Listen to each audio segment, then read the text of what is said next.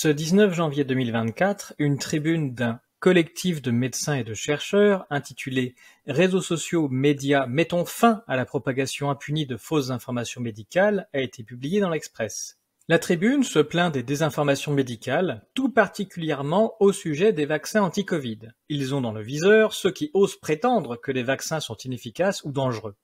Ils fustigent la désinformation médicale relayée par des opportunistes qui ont le plus souvent quelque chose à vendre. En parlant de cela, il est intéressant d'aller chercher le nom des signataires de la tribune sur le site Transparence Santé, qui recense les déclarations des professionnels de santé concernant les rémunérations et avantages qu'ils reçoivent des laboratoires pharmaceutiques. On y retrouve Jérôme Barrière avec 9 000 €, Manuel Rodriguez avec 27 000 € ou Mathieu Molimar avec 11 000 €, pour n'en citer que quelques-uns. Le collectif affirme la primauté de l'éclairage de la démonstration scientifique. Là encore, on rappelle les propos de Jérôme Marty sur RMC, signataire de la tribune. On a des milliers d'années de recul sur ce vaccin, en fait, quand on additionne, en quelque sorte, le temps de chaque personne qui a été vaccinée.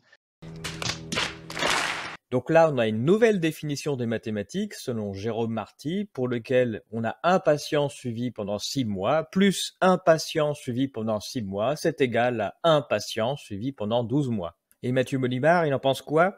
Une désinformation massive, sitôt qu'on essaye de porter une parole scientifique, on se fait insulter, harceler, traiter dans la boue. Ah oui, non, mais c'est ça, les gars. En fait, côté science, vous êtes beaucoup trop loin pour nous. Vous êtes déjà dans le futur, du coup, on ne suit pas. Ainsi, en ce qui concerne l'opportunisme ou les affirmations qui n'ont rien à voir avec la science, le collectif signataire ferait mieux de balayer devant sa porte. D'ailleurs, s'il faut des sanctions à ce type de comportement, proposons-leur de commencer par eux-mêmes. Il convient toutefois de rappeler que la science, c'est le débat et la perpétuelle remise en question. Selon Claude Bernard, dans l'introduction à l'étude de la médecine expérimentale, le savant complet est celui qui embrasse à la fois la théorie et la pratique expérimentale. 1. Il constate un fait. 2. À propos de ce fait, une idée naît dans son esprit. 3. En vue de cette idée, il raisonne, institue une expérience, en imagine et en réalise les conditions matérielles. 4. De cette expérience résultent de nouveaux phénomènes qu'il faut observer, et ainsi de suite. La science est vivante. Il est parfaitement stupide de sanctionner des paroles jugées fausses aujourd'hui, selon les théories les plus communément admises, mais qui pourraient être jugées vraies demain. Cela dit, il faudrait quand même une totale révolution des mathématiques pour donner raison à Jérôme Marty. La fraude scientifique existe cependant. Elle n'a rien à voir avec les escarmouches sur les réseaux sociaux, mais fonde le socle de l'escroquerie médicale moderne. Cette fraude est précisément dénoncée dans des médias et réseaux sociaux que les protecteurs de Big Pharma veulent museler. Pour mémoire, le 22 mai 2020, The Lancet a publié un article à charge contre l'utilisation de l'hydroxychloroquine, HCQ, en concluant une toxicité folle de ce produit. Cette étude a d'ailleurs permis d'interdire ce médicament pour l'indication du Covid-19. Même pour un néophyte, il était impossible de croire une seconde au sérieux de l'étude, ce résultat étant impossible du fait du recul qu'on a sur l'usage de ce médicament, qui est l'un des plus administrés au monde, et compte tenu de la prétendue surmortalité qu'il tentait de prouver chez les patients. En quelques jours, de nombreux scientifiques se sont levés contre cette fraude et il s'est avéré que même les données avaient été forgées toutes pièces. Cet épisode est désormais connu sous le nom LancetGate. Je n'ai jamais appris dans toute ma scolarité à me méfier des études publiées, revues par les pairs. Découvrir à la fois que la triche est possible, mais qu'en plus tout le monde est au courant de ces pratiques, le fait qu'il est impossible de distinguer une avancée scientifique d'une œuvre de propagande semble être un secret de polichinelle, c'est simplement révoltant. C'est vraiment un ras-le-bol, vous le dites, c'est trop, quoi. Faut arrêter. En outre, la découverte de l'arnaque de ce papier du Lancet ne semble pas avoir déclenché un questionnement majeur sur les publications dites scientifiques. Dans mon livre, Covid-19, ce que révèlent les chiffres officiels, je détaille 2 études publiées par les prestigieuses revues Science et Nature, frauduleuses, construites à l'envers et toujours en ligne. Presque chacune de mes lectures s'accompagne d'un moment de consternation suivi d'un fou rire. La dernière étude publiée par Elsevier sur l'hydroxychloroquine et promue par Mathieu Molimar, signataire de la tribune, ne fait pas exception. Toutefois, elle bat probablement un record en niveau de ridicule atteint. Quelques secondes de lecture de l'article « Décès induit par l'usage compassionnel de l'hydroxychloroquine lors de la première vague de Covid-19, une estimation » suffisent à faire lever les yeux au ciel en soufflant de dépit. En effet, les auteurs annoncent dès le début Au cours de la première vague de Covid-19, l'hydroxychloroquine, HCQ, a été utilisée hors AMM malgré l'absence de preuves documentant ses bienfaits cliniques. Depuis, une méta-analyse d'essais randomisés a montré que l'utilisation de l'HCQ était associée à une augmentation de 11% du taux de mortalité. Notre objectif était d'estimer ce nombre de décès liés à HCQ dans le monde. Ainsi, cette étude se cantonne à faire une simple multiplication entre un nombre de patients ayant reçu l'hydroxychloroquine et un taux de surmortalité de 11% récupéré dans un calcul d'odds ratio provenant d'une méta-analyse publiée en 2021. Il n'y a donc aucune preuve apportée sur la prétendue dangerosité de l'hydroxychloroquine. Cette étude présuppose juste hydroxychloroquine mortelle. Mais il y a beaucoup plus grave dans cette affaire. Cette étude réalise une sorte de grand chelem du n'importe quoi, aussi bien en probabilité qu'en statistique. Cela vaut vraiment le coup de se concentrer quelques instants pour, d'une part, comprendre le truc qui se fait appeler science aujourd'hui, mais aussi pour se barrer un bon coup. Pour comprendre le niveau de ridicule atteint, faisons une analogie. Imaginons que deux pays soient en guerre. Le premier pays a des soldats qui portent des chapeaux bleus. Il vient de perdre une bataille contre son rival, dont les soldats sont équipés de chapeaux rouges. Le pays bleu fait appel à ses chercheurs pour comprendre les raisons de sa défaite. Dans la dernière bataille, il y avait 10 soldats à chapeau bleu, dont 9 ont été tués. En face, il y avait 10 soldats à chapeau rouge, dont 2 ont été tués. Les chercheurs se lancent alors dans l'analyse et vont porter leurs résultats au roi des Bleus. Sire, nous sommes formels. Nous avons calculé l'odds ratio de la bataille selon le nombre de morts et la couleur du chapeau. Il est de 36. La différence est énorme entre les soldats à chapeau bleu et les soldats à chapeau rouge. La conclusion s'impose d'elle-même. Il faut absolument équiper nos soldats d'un chapeau rouge pour cesser de perdre des batailles. Cet exemple parfaitement stupide rend évident que d'autres paramètres bien plus importants rentrent en jeu que la couleur du chapeau pour gagner des batailles. Mais les statistiques ne donnent des résultats que sur les données dont on dispose. Ici, le fait d'être mort et la couleur du chapeau. L'odds ratio ne fait rien d'autre que montrer que les chapeaux bleus ont perdu plus d'hommes que les chapeaux rouges. Il y a une corrélation et pas une causalité, comme l'aiment nous le rappeler les politiques et les médias quand il s'agit de commenter les effets indésirables des vaccins. Ils savent l'oublier bien vite quand cela les arrange. Pour la question de l'hydroxychloroquine, c'est pareil. L'odds ratio de 1,11 calculé par méta-analyse est déjà très proche de 1. Autrement dit, la corrélation entre décès et utilisation de l'hydroxychloroquine est faible. Mais de plus, d'autres paramètres peuvent être cachés.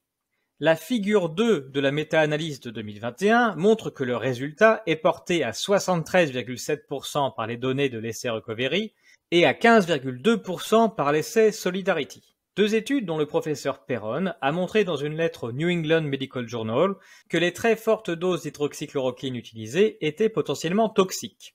Ces essais ont donc seulement prouvé qu'injecter une dose de cheval d'hydroxychloroquine à des mourants n'améliore pas la situation, ce que personne ne conteste. C'est comme si, dans notre analogie, les chercheurs voulaient lancer une étude pour montrer que les chapeaux bleus font perdre des batailles. Et pour cela, ils recruteraient pour le prochain combat uniquement des résidents d'EHPAD paraplégiques en leur enfonçant le chapeau jusque devant les yeux. On est dans le délire complet. L'analogie ne s'arrête pas là. Imaginons maintenant que nos chercheurs décident d'impressionner leur monarque. Peu convaincus par la théorie du chapeau et refusant de tester le combat en simple aveugle. Ils décident de faire une analyse choc pour le convaincre de la pertinence de leur modèle. Sire, maintenant que nous avons scientifiquement prouvé que les chapeaux bleus sont responsables de la mort des soldats, nous avons estimé le nombre de décès causés par ces chapeaux dans nos anciennes batailles. L'odds ratio de 36, multiplié par le nombre de soldats engagés sur nos batailles avec un chapeau bleu, nous permet de vous affirmer qu'ils ont causé la perte de 17 000 d'entre eux. Voilà tous les morts qui auraient pu être évités si on avait su qu'il fallait porter des chapeaux rouges. C'est bien évidemment stupide, déjà que l'idée des chapeaux bleus n'est pas brillante, mais en plus, un odds ratio est propre aux données qui servent à le calculer, et ça n'a aucun sens de l'appliquer à d'autres données. Un odds ratio se commente, mais ne se réutilise pas. Ça n'est pas une constante immuable, intemporelle et universelle. Et nous arrivons maintenant au pire. Les auteurs nous donnent la formule qu'ils ont utilisée pour évaluer le nombre de décès dus à l'utilisation de l'hydroxychloroquine. On voit que le nombre de décès dus à l'hydroxychloroquine, c'est le nombre de patients hospitalisés multiplié par le taux de mortalité, multiplié par l'exposition à l'hydroxychloroquine, multiplié par l'odds ratio. Pour vérifier une formule, on doit tout simplement s'assurer que les deux côtés de l'égalité sont identiques. Autrement dit, une fois que l'on écrit formellement ce que signifie la partie de droite, on doit à l'aide de simples multiplications et divisions retomber sur la partie de gauche. Vérifions-le à l'aide de l'analogie précédente. Les hospitalisés sont les nombres de soldats sur le champ de bataille. Recevoir de l'hydroxychloroquine revient au fait d'avoir un chapeau bleu.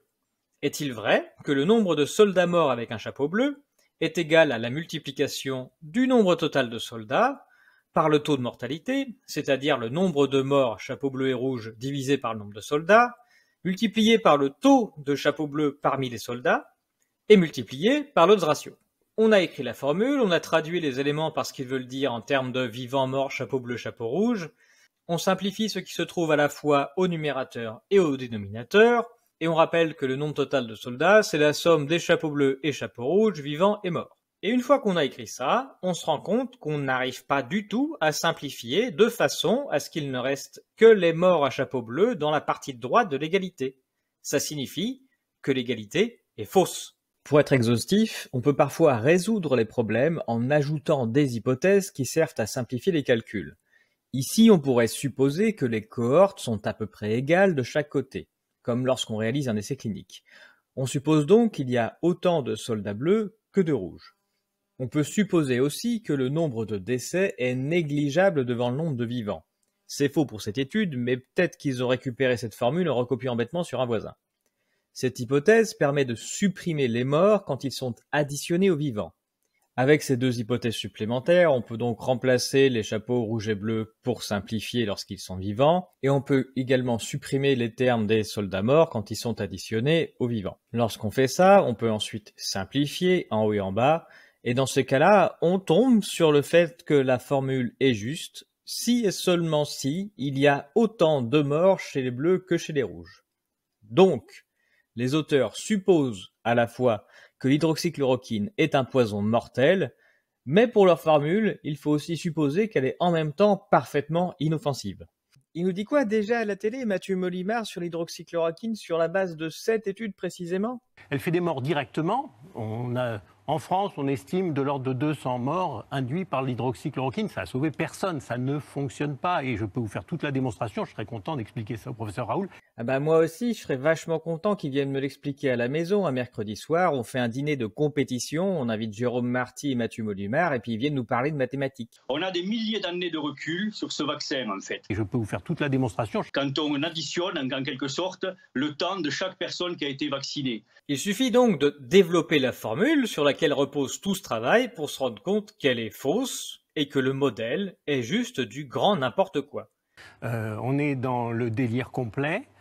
Il s'agit de multiplication et de division qui sont vérifiables par un lycéen. Aucun des 6 auteurs et aucun des reviewers n'a visiblement ce niveau de mathématiques.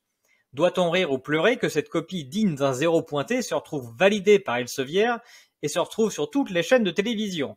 À chacun de choisir. Une désinformation massive, sitôt qu'on essaye de porter une parole scientifique, on se fait insulter, harceler, traiter dans la boue. Sire, dorénavant, pour nos modèles, nous multiplierons directement par l'âge du capitaine. Qu'on ne se méprenne pas, je ne suis pas en train de faire la promotion de la molécule hydroxychloroquine. Ce n'est pas un poison comme le prétend le torchon que nous venons de voir, il ne fait aucun doute qu'il existe une dose toxique, voire mortelle de ce produit, comme tous les autres médicaments. C'est pour cette raison qu'il existe des posologies précises.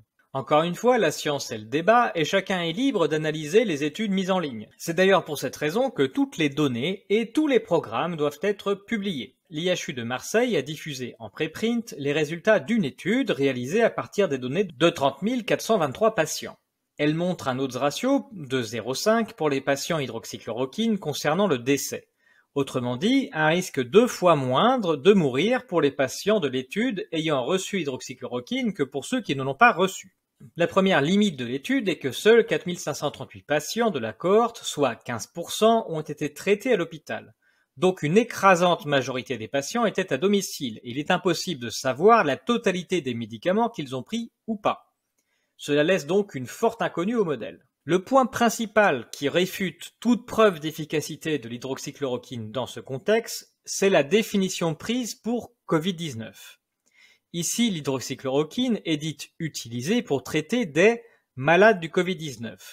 Or, l'article précise, les données incluses étaient celles de patients âgés de 18 ans ou plus, atteint d'un Covid-19 prouvé par PCR, quels que soient les symptômes, asymptomatiques ou symptomatiques.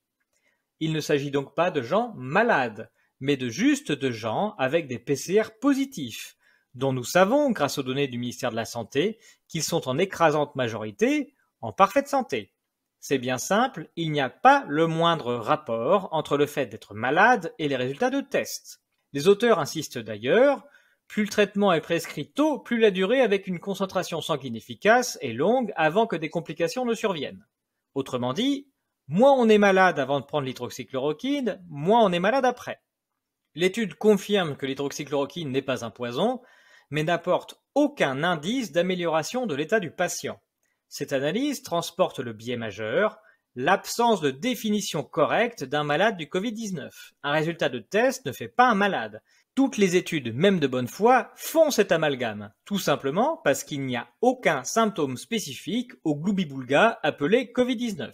Cette étude de l'IHU n'a jamais été attaquée par les covidistes sous cet angle, puisqu'ils utilisent à outrance le même biais. Et dénoncer l'incohérence des tests fait tomber toutes les mesures imposées à la population et toute la politique de vaccination. Le détail complet des odds ratios concernant le décès montre de parfaites évidences. Nous l'avons dit, les patients hydroxychloroquine présentent un odds ratio de 0,5. Cela signifie que le groupe sans hydroxychloroquine a un risque de décès 2 fois supérieur au groupe hydroxychloroquine. Du côté de l'âge, le fait d'avoir plus de 89 ans présente un odds ratio de 90 par rapport au fait d'avoir moins de 50 ans. Soit un risque de décès 90 fois supérieur. Et voilà un odds ratio vraiment très significatif. Plus on vieillit et plus on décède. Et le Covid-19 n'a rigoureusement rien changé. On retrouve ici un des grands résultats de cette période. Chaque année, il décède en France environ 600 000 personnes, en écrasante majorité des personnes âgées. Et on met toujours une cause de décès sur le certificat. Mais ce qui nous rapproche tous du décès, c'est de vieillir. Depuis 2020, une grande panique s'est emparée du monde alors que la moyenne d'âge des prétendus morts du Covid est plus élevée que la moyenne d'âge des morts de d'habitude. On montre juste avec ce résultat que distribuer de l'hydroxychloroquine à des personnes âgées, ça ne les rend pas éternelles non plus. Autre élément très significatif, l'odds ratio des non hospitalisés est de 0,05. Cela signifie que le groupe hospitalisé a un risque de décès 20 fois plus grand que le groupe non hospitalisé. Et c'est encore une évidence. Quand on est hospitalisé, c'est qu'on est vraiment malade. Ça montre d'ailleurs le danger d'utiliser les odds ratios en tant que facteur de causalité. Comme pour le coup des chapeaux bleus, une conclusion stupide serait de vouloir interdire l'accès aux hôpitaux parce qu'on y meurt plus souvent qu'en dehors. Ce résultat est toutefois révélateur que l'on n'a pas d'informations pertinentes sur l'état de santé du patient. Sinon, c'est cette information qui porterait un odds ratio significatif, et pas juste la case hospitalisé ou non. On s'amuse également de voir que la période du 23 novembre 2020 ou 21 mars 2021 a un odds ratio de 2 par rapport à la période de référence, celle de la prétendue première vague. Ça signifie qu'à cette période, les patients sont davantage décédés et c'est pile pendant la vague de vaccination anti-Covid des personnes âgées. On aurait vraiment aimé rajouter le statut vaccinal et surtout le fait d'être fraîchement vacciné et le soupçon est colossal. Enfin, les auteurs nous donnent les résultats de 2 modèles. Dans le modèle qui ne tient compte que de la variable hydroxychloroquine, l'odds ratio est de 0,16.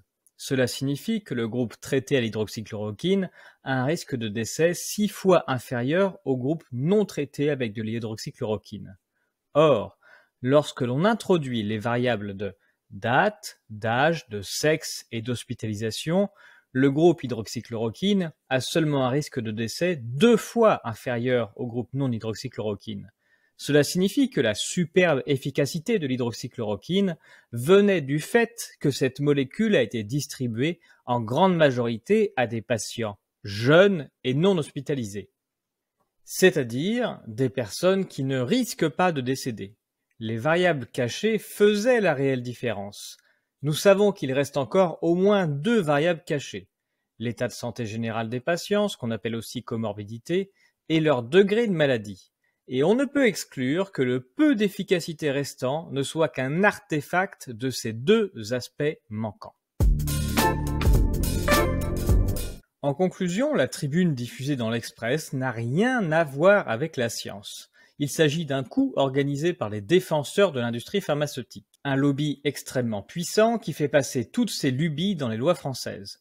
La dernière en date, c'est d'empêcher toute contestation de son hégémonie et empêcher les gens de s'organiser autour des réseaux sociaux pour rendre visibles les victimes des escroqueries de ce Léviathan. On l'a vu, les prétendues études médicales sont grossières et font un mésusage complet des statistiques et des probabilités en jouant sur les mots et en multipliant des choux et des carottes. Pour l'hydroxychloroquine, on a d'un côté une étude qui donne des doses de cheval à des mourants pour constater qu'ils meurent et la faire interdire, et de l'autre côté, une étude qui en donne à des gens en parfaite santé pour dire qu'ils sont restés vivants grâce à ça. La première leçon à tirer de cette crise, c'est que statistiques et médecine ne font pas bon ménage. Il est grand temps d'arrêter ce massacre mathématique. Cette tribune vise précisément à nous empêcher de dénoncer cette escroquerie. Les derniers mots de mon livre sont « Ce livre est une petite pierre supplémentaire pour tenter de rééquilibrer le jeu. Si un jour la bascule arrive, elle risque bien d'être d'une violence aussi forte que celle de la fable « Le roi est nu ». Et nous y sommes, le roi est nu. Tout le monde peut le voir. Nous vivons la dernière tentative de mettre un bâillon à toute la population. Le gouvernement l'a tenté au travers de sa loi sur les dérives sectaires et s'est retrouvé en difficulté depuis que le Sénat en a fait retirer l'article 4 qui prévoyait une peine d'1 an d'emprisonnement et de 15 000 € d'amende, la provocation à abandonner ou à s'abstenir de suivre un traitement médical thérapeutique ou prophylactique lorsque cet abandon est présenté comme bénéfique pour la santé des personnes visées alors qu'il est, en l'état des connaissances médicales, manifestement susceptibles d'entraîner pour elles, compte tenu de la pathologie dont elles sont atteintes, des conséquences graves pour leur santé physique ou psychique. Et voilà une menace qui aurait dû empêcher tous les scandales médicaux d'éclater en punissant sévèrement les lanceurs d'alerte. Cette tribune arrive juste au moment où la loi repasse au Parlement, et ce n'est finalement qu'un objet politique servant à influencer un vote, une propagande au service de la finance, de l'industrie et de leurs pions au pouvoir.